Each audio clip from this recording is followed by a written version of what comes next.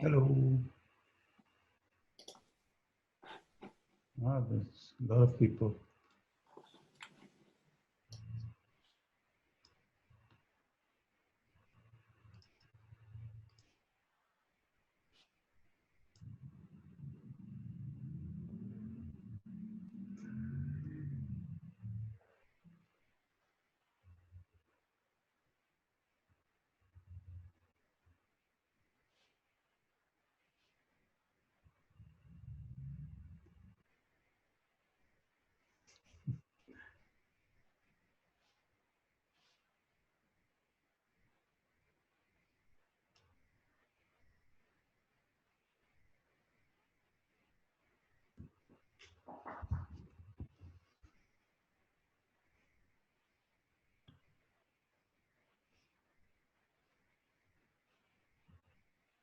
Oh, Mr. McIntyre.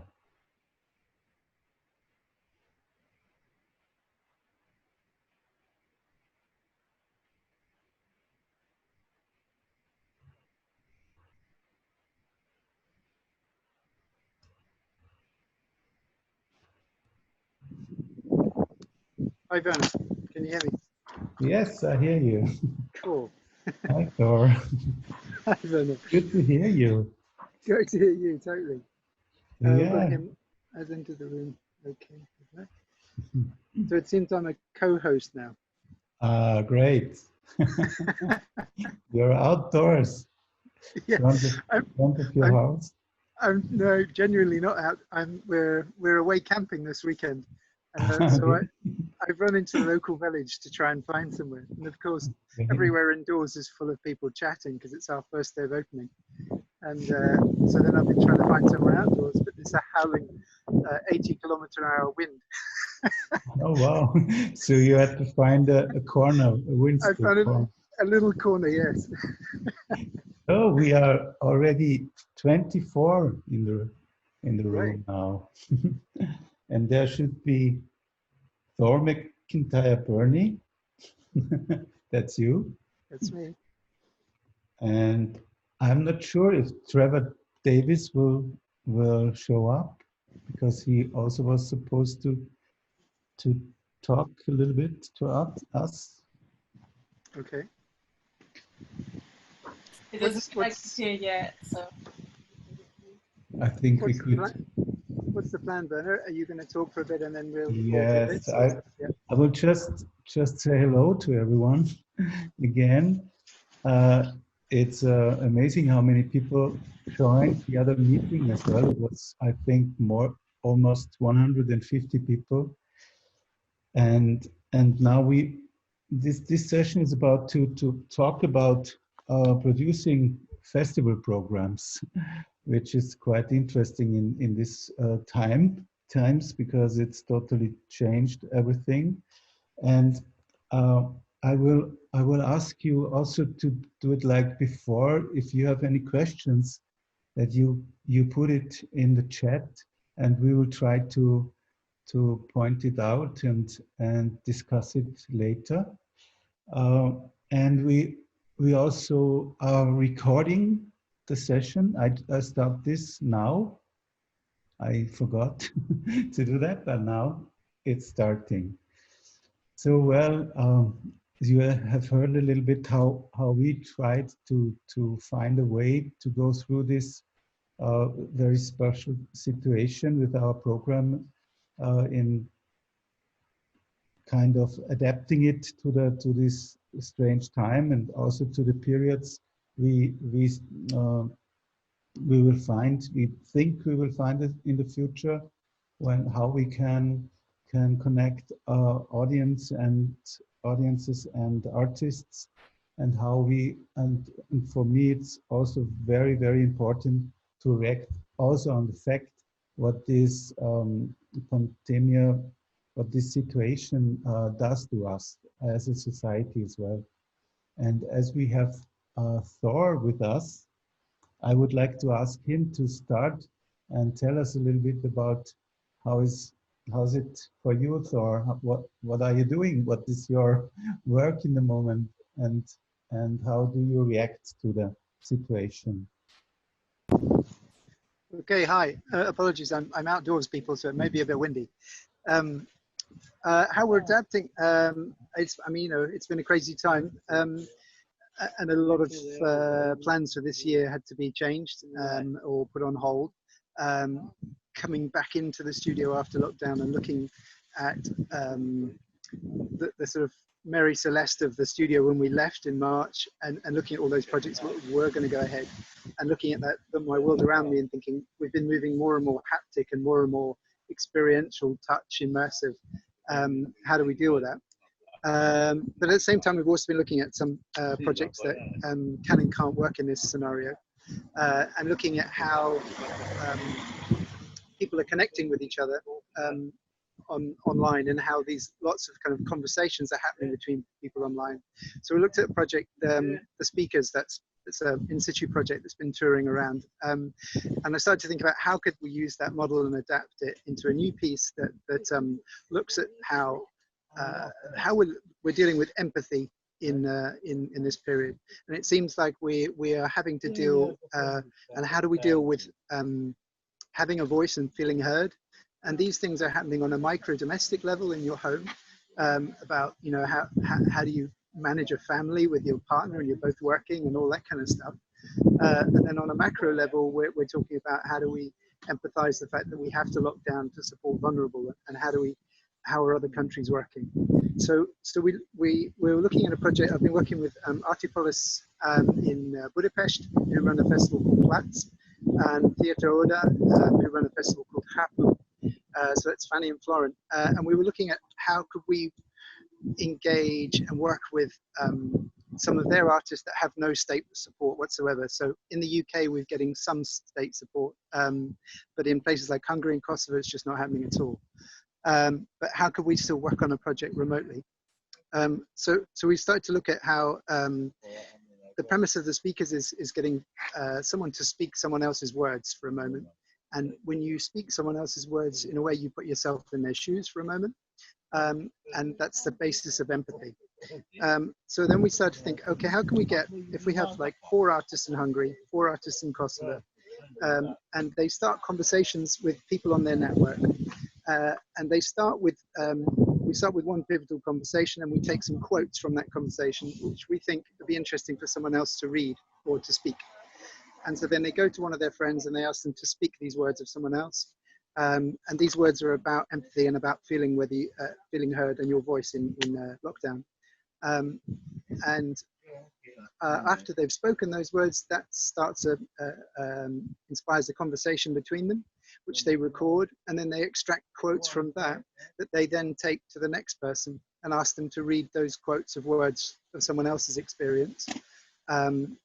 And that inspires another conversation, which they then record and take quotes from. So the idea is this sort of network of conversations of each person talking about someone else's experience, will be a tool that the artists can work with different audiences, engage with them on a kind of one-to-one level, but that we're gathering content all the time to create an installation that can have 2 outcomes. It can come out into a physical installation like the Speakers, or it can also, how can we translate that installation into working in a AR way in different people's neighborhoods. So they can, I'm trying to kind of cram a lot into a short amount of time here really, but essentially the Speakers is an installation where you walk between 16 speaker nodes and you listen between lots of different extracts of conversations, extracts of words, and weave a narrative between them. And so we're looking at that, how can we translate that into something that you can do with your phone that's responding to GPS in a virtual, a virtually mapped space. So to cut a long story short, that's how we're looking at how we can work with 2 festivals that don't have money, that don't have support systems for their artists necessarily, and how can we work in a way that's sort of remote, that also builds on something that we're doing happily already. Does that make sense? I just have one question for you. How do you have contact with them in the moment? And are you going to travel? Are you going to go there? We're trying to do it without that so far. I mean, we may do in time. but the thought is, I mean, this is an idea that came when we were in more of a lockdown than we are now. Today, you know, Britain's opening up a lot. But the thought is that we can do this remotely. So Fanny can work with her network of artists in Hungary. Florent can work with his networks in Kosovo. And each of those artists then have a kind of central artist who will work with 3 others. So there's like a series of hubs, if you like, that we're all steering and filtering back to. But each of those artists is working with lots of individual conversations that may spread beyond Hungary and Kosovo and across Europe and wherever. It's non-sort of geographic, if you like. So a lot of that can all happen remotely, and then it's a matter of bringing that together and seeing how we realize that as a installation. And so that could be a physical thing, like the speakers that can tour in a safe distance way, if that's possible. But then we're also looking at how can we essentially, if you imagine you've got 16 nodes of sound that is an installation you're walking around physically. But what if those nodes are GPS points on an area, say like in your park or in your local neighborhood? Excuse the car. Can you then navigate that installation but within your local space? So you'd be having a phone, headphones, and each of those speakers becomes essentially a GPS point on a map in your area. And in that way, could we get installations mapped into different people's local areas that they can get to within their safe distance? Okay, thank you, Thor. We will ask for some questions later, but there is also Felim with us, and he would like to tell us about his experiences in the time. Are you somewhere around? Yes. Hello. Is this me, Werner? Yeah. Yes. Hey, how are you? Hi, everyone. How are you doing? Thanks, Werner, for passing me the torch. I am just going to make a quick presentation. I'm a producer based in the west of Ireland, based in the European Capital of Culture at the moment, Galway 2020. And I'm going to give a short presentation if I can share my screen. You can hear me well? Yes? Okay, brilliant. Thank you. And thank you, Werner, for allowing me this moment. So I'm going to share this really quickly. I'm going to give a presentation about 2 pieces of work that were happening during lockdown and during the Capital of Culture as well, which has had to adapt very, very much so. Okay, so I'm going to talk about 2 shows that we were working on during lockdown. One is called Oro and the other is Interaction Galway. So this is a discussion about how we adapted to online settings. Particularly to this talk, I would say that it's most prevalent to talk about Interaction Galway. Interaction Galway was a series of digital works that were created with local theatre makers. It had been in development since the early stages of the Capital of Culture bid and looked at supporting 6 theatre makers to work in a digital medium to create theatre projects. It happened that the program was to take place during the COVID lockdown, and fortunately, these artists were working in the medium of digital anyway. As it turns out, I was one of the makers, and yeah, the project was really great at supporting artists to explore the mediums of digital in making theatre shows. So for my own project, I'd worked in creating a website with a web developer and to create an audio show, like a theatre play that had an interactive capability to it. But the other project looked at apps and looked at radio elements to look at ways to present their work. It gave me an opportunity as a maker to also work a little bit with one of the artists from the In Situ network, Christer Lundell and Martina Seitel from Sweden, and give me an opportunity to work, to interview them and to learn about their work and how that might influence my own developing practice. The website became the focus of the festival, which was really interesting in the sense that the website was very strong and able to give a variety of elements. We had workshops, we had interview discussions, we had the works in progress themselves, we had an ability for the artists to get feedback. And yeah, so for my own work, it involved working with a photographer who began taking photographs in lockdown. And I created a show about Ireland in 40 years' time when it had become an authoritarian country, and that social distancing had taken place at an extreme level for this period of time. So I used her photographs to influence the work. I worked with actors, worked with a web developer, as I said, and a sound designer, and a whole host of about 8 people on the team who never met, except I met all of them. So these were the basis of that. Some of the outcomes I found were that it gave me new working relationships with photographers, web developers, and sound designers, which I wouldn't have had outside of the lockdown, and began to think about user experience as opposed to audience experience, which I found really interesting in terms of how even people access the website and how they began to work with digital means, particularly people that may not be particularly digitally savvy. And it also gave me a wider audience statistically, but it gave me a harder element of how to qualitatively understand the reactions. You can pretty much know if you had a bad show or if you had a bad experience or the show hasn't quite reached its mark by seeing people's faces. When you don't have that ability, it's hard to know.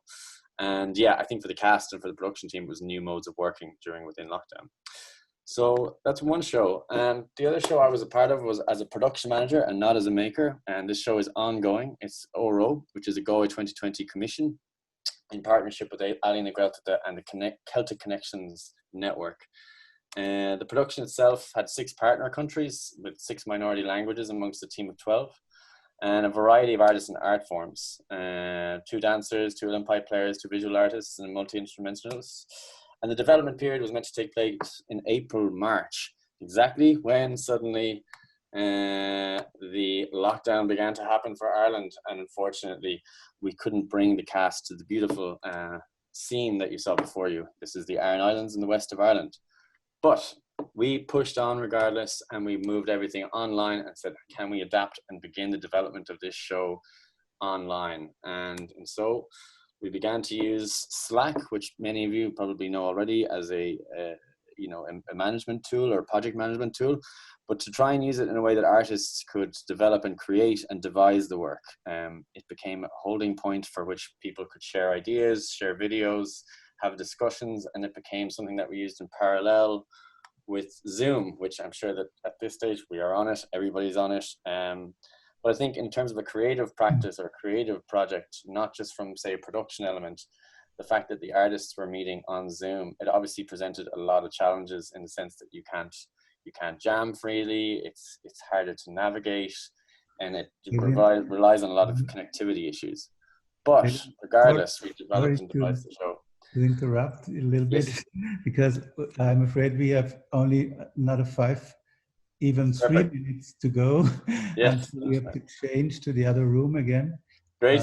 Okay. Yeah. So maybe we start to give someone a chance to ask some Perfect. questions. Yep, there's the last show anyway. That's the last slide. Yeah. Thank you. Stop sharing. Yes, go. Rapid. Yeah, there is some more information from Thor, some links to his project. And well, this was quite interesting to hear. It's quite different work, but both is from the distance very much, but very impressive what we saw here. Neil is with us again. I'll leave some links in the chat box, but definitely to keep an eye out for Oro, and just, yeah, I guess the adaptability of festivals in this time is really interesting to see as a challenge and not as a problem, you know. Yeah, this is what I think as well. We have to go through this with working. So Neil, what's next?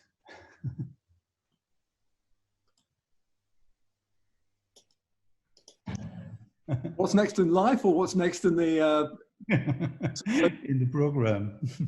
Well, in a minute, if Ruth, if you can put the room up on the chat, which we're going back to, then we have, in 2 minutes' time, we have to go back to the other room, and we're going to ask you, if you don't mind, Fernie, just a summary, and the other chair of a summary of what's taken place. Can I just? Sorry, just to say before that, you guys can actually all just stay in this room because the wrapping up session will be in here, so you can just stay put. Okay. Oh, well, that's okay then. In that case, probably it'll take a while for people to come in. So yeah, Bernard, are you comfortable just giving some roundup once everybody gets back in the room? Yes, I think we had two presentations now of work, and so I think it's very interesting also to see how artists reacted and how they react on the situation all in all.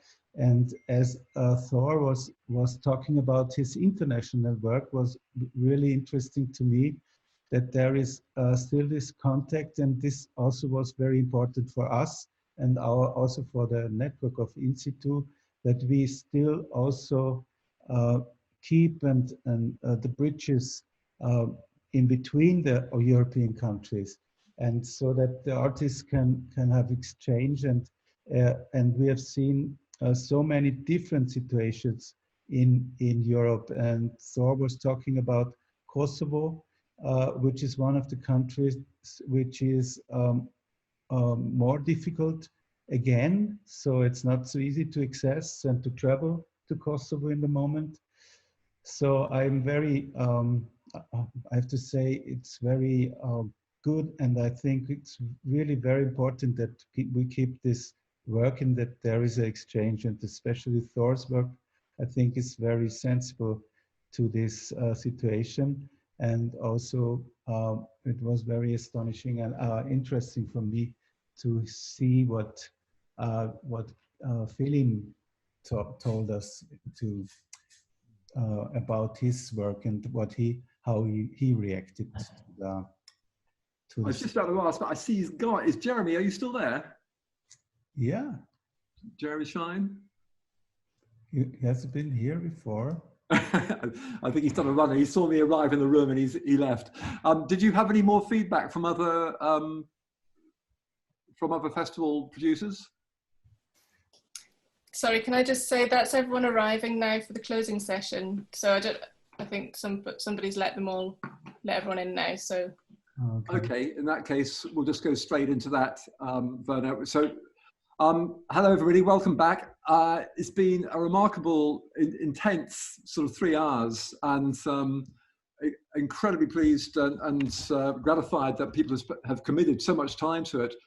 Starting, of course, with the presenters who did all the research to be able to present their work, and despite one or two little hiccups, I think technically it's gone amazingly well, slightly overrun, but many thanks to Serge for sort of holding the whole thing together. They did a brilliant work.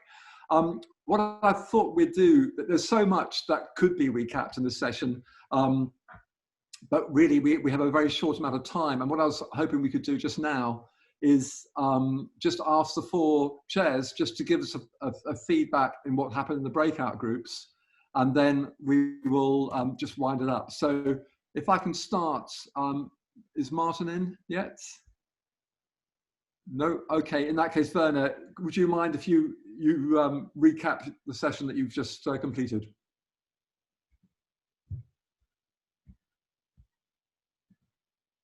He needs to be unmuted.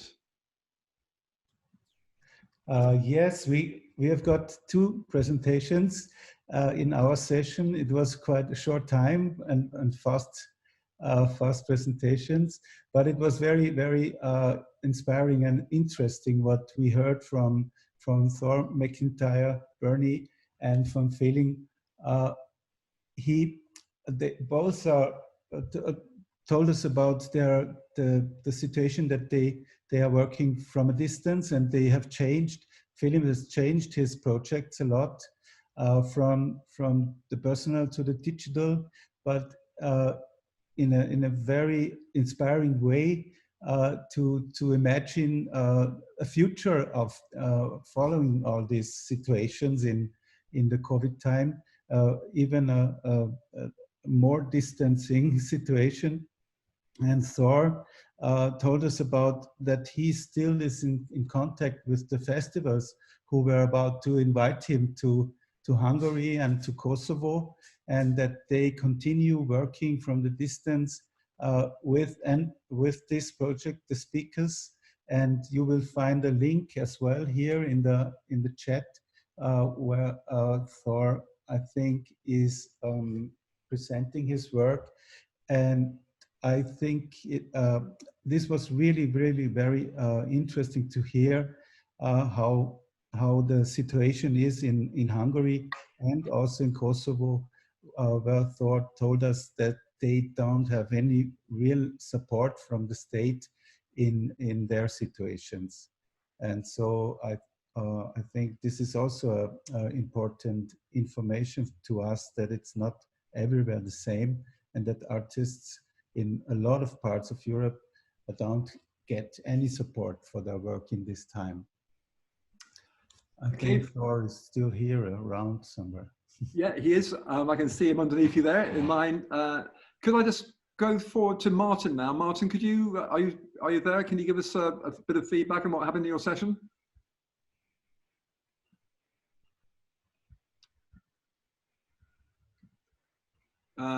Could you get this unmuted, please?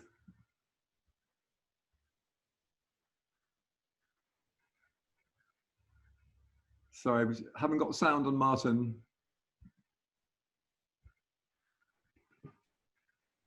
Hello? Hi, got you now, Martin. Thank you. So yes, we had three very different, presentations from Alex from Ocean All Over, Diane from Tenterhooks, and Emma from Swallow the Sea.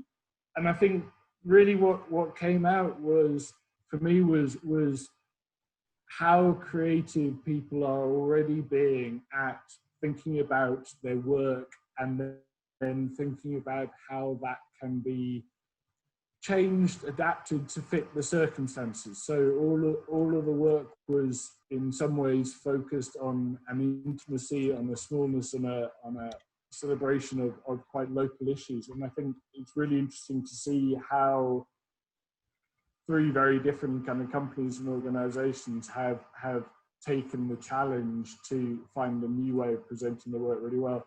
And it'll be fascinating to see how all three of them sort of, yeah, transmutate into a new possible way of performing. But for me, the kind of comment that struck me, and kind of what I wanted to leave the session with, was from Alex, who was saying the greatest achievement of an artist is to persist, and possibly kind of as we go forward in such sort of trying times, remembering that persisting is an achievement in itself, and sometimes a goal in itself. Thank you. Thank you very much, Martin. Can I now go to Marcella? Social Art Network. Oh, okay. Hold on. Awesome, thank you for that. Yeah, we had like a very, quite an intense session, and I don't think anybody wanted to leave, because we had just started to unpack some really, I think, crucial emotional content about how we're responding to the times, and what it means to create work in both in spaces of vulnerability, when you yourself might be in a real powerful space of vulnerability, what it means to not create work or not be able to create work. And more specifically, we began unpacking what it might mean to create practice that comes from a place of care, and how we can think about publicly engaged work that cultural production can actually be a site of radical social care, and that it doesn't have to be those big statements, that maybe they can be the kind of small interventions, and yeah, that's where we left. It was quite a good group. I missed them already. Okay, thank you very much, Marcella. And finally, Louise, if you could just give us some feedback from your group, please. Sure, absolutely. I mean, we also had three really wonderful presentations. I would encourage you to watch the recording, and one of them was a very beautiful soundscape that got shunted into our breakout group from the previous session. I think the thing that similar to Marcella's group, we were just about to kick off what could have been a great conversation, which was really about the fact that, to try and sum it up in a nutshell, that we're all already being incredibly adaptable. We're all making brilliant work, and the very nature of what we do, particularly when we're working outdoors, which is about being responsive and about being opportunistic and about being adaptable. We're all already doing it. We're equipped with the skills, and actually we just started to stray into the fact that what we now need to do is not be afraid to contact each other after this, to ask questions, to learn from each other, and to draw on this incredible bank of knowledge and ideas that we have in this sector, in the outdoor arts here in the UK. Thanks very much, Lucy. I mean, I think you have actually summed up one of the great purposes of the symposium. And as this is the 6th year that we've run the symposium. It's the first time online, but it's very, very much about networking and connecting people who work in this very, very exciting space of art and public space. And I think that a lot of the messages that came through from this symposium is that how people are engaging on a sort of a micro level and engaging amongst themselves as a community, but also with the communities in which they wish to work as a public. And I hope, as we go away from this, that the contacts you've seen and the people that you've encountered who perhaps you didn't know about before, that you will take the opportunity to sort of open up conversations and continue the conversations that started today. I'm very aware that it has been a compacted period of time, and there's been an enormous amount there. And as always in these circumstances, it is a frustration that you really want the conversation to continue. And I really hope that the conversations will happen between you, but also between me and you. I've had the most remarkable experience working on this and talking to most of you individually before it started. And those conversations will continue. Serge has done a great job technically, and as Ruth said, I think you'll see in the chat line that she will be publishing the chat line. So all those connections that people were feeding in, they should be available to you all. I'm setting up a new website called Wrap the World. The purpose of the website is to bring together people working in art and public space, the sort of people who've come to this symposium, and to create a space and an archive where this sort of information is left and is publicly accessible. And as soon as that website is live, I will message you all or email you all so that you can then get onto it, and you'll be able to, if you wish to see recordings of what has taken place during the symposium, and also the chat. I'll also include any documents that you wish to send to me. So feel free to continue to contact me, to continue to email me. If you wish, I hope you're all going to go and see the live work that is going to continue from now into the afternoon and into the evening. I should also say that when you've just about live performance now and you want to sort of chill out to some music, there is also the Kelburn Garden Party, which also should have been taking place this weekend. And if you go online, you will see the Kelburn Garden Party is having a riotous time very, very late into the night. So thank you very much for you all. It's been an amazing day. Thank you for all your contributions and all your help in making this happen. Goodbye. Can I just say one last thing as well? Sorry, I've put in the chat the link to the next event, which is the showcase featuring Never There. So if you just go there, then it will start in 3 minutes. So feel free to unmute everybody so they can go. Okay. Oh, somehow. Hang on.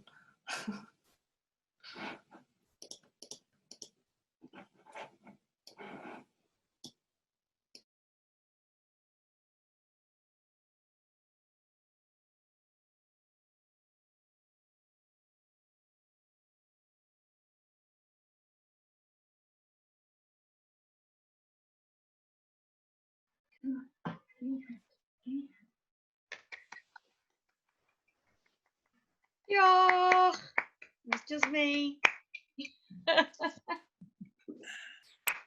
Thank you. Oh, thank you. That's it. I'm on. The gag is off.